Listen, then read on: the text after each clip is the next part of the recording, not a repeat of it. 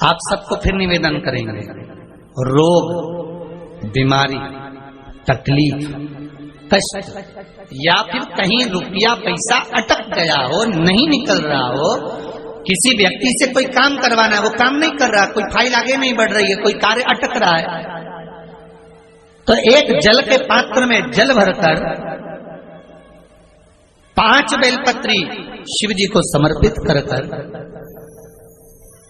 कुंदकेश्वर महादेव का नाम लेकर एक सफेद पुष्प बेलपत्री के ऊपर जो शिव जी को चढ़ाई है उस पर समर्पित कर जल जो लेकर गए हो, अपनी उस कामना को कर कि मेरा ये कार्य अटक रहा है, ये कार्य नहीं हो रहा, कुंदकेश्वर महादेव का नाम लेकर धीरे धीरे जल की धार चढ़ाइए। और एक बात हमेशा याद रखना, फिर निवेदन कर रहे हैं, अच्छे से समझ लेना, शंकर जी पर जब जल चढ़ता है, शिव जी का जब अभिषेक होता है, शंकर जी पर जब जल चढ़ाया जाता है, दूध चढ़ाओ, जल चढ़ाओ, कुछ भी चढ़ाओ, पर एक बात का स्मरण अपने जीवन में होना कि इतने ऊपर से मत चढ़ाना कि जल चढ़े और छींटे आपके ऊपर। बहुत ध्यान दीजिएगा।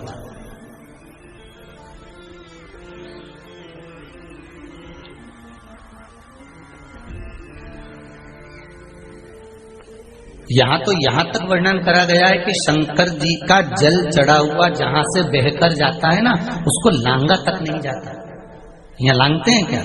नहीं ना, परिक्रमा भी करेंगे तो वहीं से लौट कर वापस घर जाएंगे।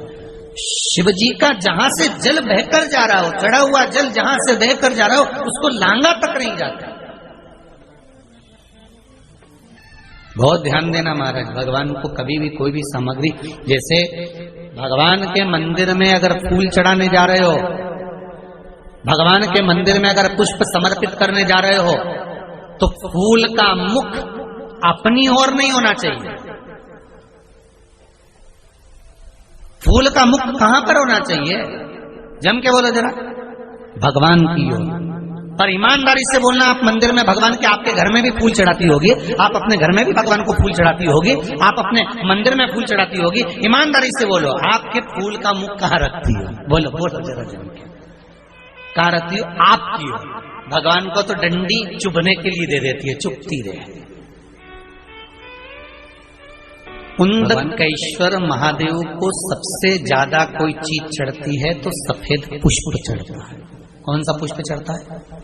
जम के बोलिए जरा, सफेद पुष्प। और बहुत अच्छे से ध्यान रखिएगा, कभी आपको अगर मौका मिले जीवन में और आपके यहाँ अगर सफेद फूल ज्यादा आ जाता हो, तो 12 महीने शिवरात्रि आती है 12 महीने शिवरात्रि आती है। आप किसी कामना से अगर शंकर जी की आराधना कर रहे हैं, या आप शिवरात्रि पर व्रत करें ना करें, 12 महीने शिवरात्रि आती है। आप प्रयास करना, एक कामना कर शंकर जी के शिवलिंग का और शंकर जी की जो जलाधारी है उसका शाम के समय, प्रदोष के समय पर, शिवरात्रि के दिन सफेद पुष्प की पंखड़ियों से शिव का श्रृंगार करना प्रारंभ कर दीजिए। जिस मंदिर में कोई नहीं जाए उस मंदिर में जाकर आप शिव का श्रृंगार करिए, श्रृंगार करो। आप दूसरा सोमवार आएगा, दूसरा शिवरात्रि आएगी ना, दूसरी महीने की जब शिवरात्रि आएगी, तो आपको मालूम पड़ेगा कि आपने शंकर का जो पुष्प का श्रृंगार करा था, श्वेत पुष्प की पत्तियों का, सफेद फूल की पत्तियों का, कुंदकेश्वर महादेव के नाम से जो श्रृंगार करा था, उसका लाभ क्या हुआ। एक माता ने तो बड़ा सुंदर भाव लिखा है कि हमारे, अब पत्र ढूंढना पड़ेगा, कि हमारे घर के पास में मंदिर था, उस मंदिर का कुछ नाम नहीं था। जिसने भी शिवाय नमस्तुभ्यम प्रयास करा करो। अगर घर में संपदा लक्ष्मी नहीं आ रही हो, व्यापार व्यवसाय नहीं चल रहा हो, नौकरी सर्विस नहीं मिल रही हो, बहुत तकलीफ हो, 7 बेलपत्री केसर को घिसकर चंदन बनाकर बेलपत्री पर, बीच वाली पत्ती पर ओम लिखना है। दोनों पत्तियों पर भी एक आद्यशक्ति जगदम्बा के नाम की केसर की बिंदी लगाना है, दूसरे में श्री गणेश रिद्धि सिद्धि के नाम की बिंदी लगाना है। शिव जी पर समर्पित करते जाना। शंकर को चढ़ाते जा। सोमवार की अष्टमी के दिन भगवान शंकर को बेलपत्र समर्पित जरूर करना चाहिए, वो भी शाम के समय पर। आप लोग तो जानते होंगे कि सोमवार की जो अष्टमी होती है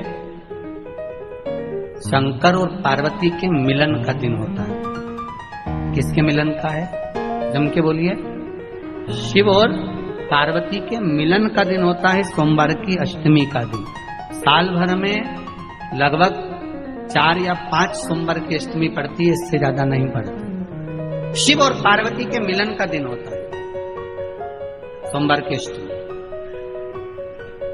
इसमें मां जगतजननी जगदम्बा अपनी 64 योगिनियों को लेकर शंकर भगवान के सामने नृत्य करती है जब सोमवार की अष्टमी पड़ती है। जैसे शिवरात्रि का महत्व होता है उसी तरह सोमवार की अष्टमी का महत्व होता है। जब 64 योगिनियों को ले जाकर शिव को समर्पित करती है।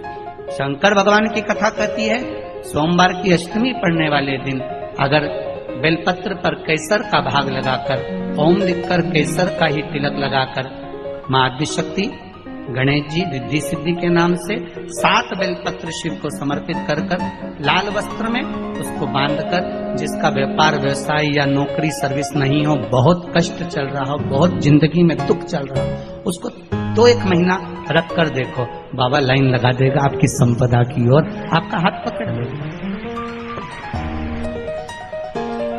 क्यों? 3 चीजें हमें किसी की नहीं चाहिए। एक पांव की चप्पल, ना जाने किसका काल मंडरा रहा था, ना जाने किसकी काल चल रहा था, ना जाने कौन सा बेकार ग्रह चल रहा था, और किसी की पड़ी हुई चप्पल तुम लेकर चले गए, वो काल तुम्हारे माथे पर चढ़ गया। तुमने सोचा ये चप्पल जब से पहनी है तकलीफ आ रही है, तो तुमने घर के दरवाजे पर रख दी, तो भी वो काल नहीं टला, काल नहीं टला। कई लोग कहते हैं हमारी चप्पल चली गई तो हम क्या करें, इसलिए हम दूसरे की ले गए। हम क्या करें उसमें? ले जाओ, मना नहीं है, आपका मन पड़े आप तो पूरे मोहल्ले की ले जाओ।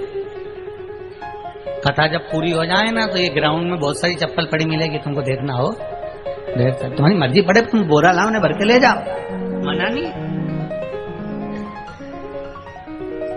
पर नीति है किसी की चप्पल।